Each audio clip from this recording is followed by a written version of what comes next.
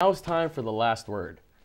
Your Texas State Bobcats are now with a very close, I would say a very close position to become an FBS football team. The WAC has said that it wants to add 2 schools, and they're now choosing from a list of 5. Denver University, Seattle University, Montana University, UTSA, and Texas State.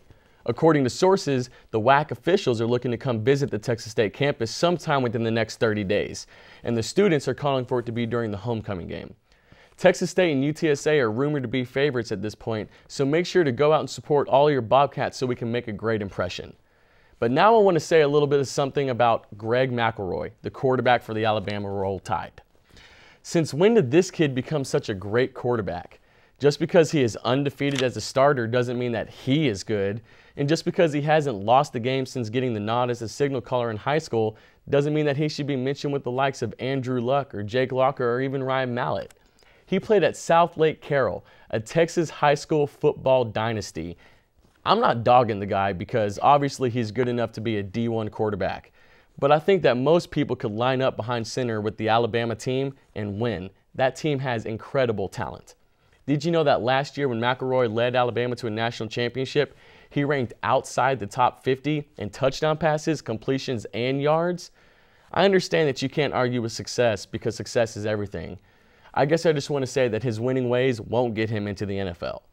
And speaking of a man who has had success, Texas's offensive coordinator Greg Davis has been facing a lot of heat in these past 2 weeks and has been blamed as a big part of the 2 losses the Longhorn program has suffered in their last 2 games. Many fans say that Davis's sideline to sideline runs and passes aren't going to win games, much less put points on the board. And without a strong running game, that's pretty much true. But take a look at his stats. Since he came on with Mac in 1998, he's helped lead the Longhorns to an unprecedented 136 wins, including a national championship, 2 BCS victories, and a total of 8 other bowl game victories. But one could argue the same point that I just held on McElroy. 7 of those 12 years, Greg has had Vince Young, an absolute freak, and then Colt McCoy, a small-town country quiet boy who always had a knack for making the big play when he needed to.